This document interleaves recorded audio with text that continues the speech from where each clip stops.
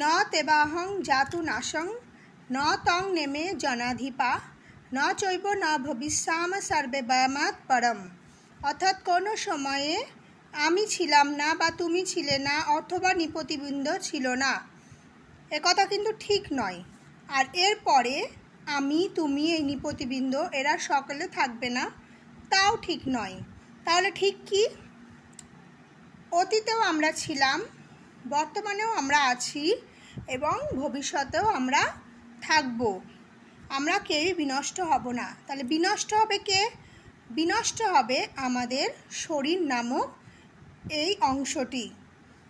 আমাদের মধ্যে দুটি অংশ আছে, একটা হচ্ছে শরীর, একটা হচ্ছে শরীরী। শরীর নামক বস্তুটি আমাদের প্রতি জন্মে বিনষ্ট হয়ে যায়, কিন্তু আমাদের শরীরের ভেতর যে শরীরী নামক আছে আত্মা, সেটা কখনোই বিনষ্ট হয় না, সে অনন্তকাল ধরে একই রকমই থাকে। তাই এই দুটি কিন্তু অস্বচ্ছ, অর্থাৎ শরীরী। তাই শরীরই কখনোই নষ্ট হয় না, শরীর নষ্ট হয়ে যায়।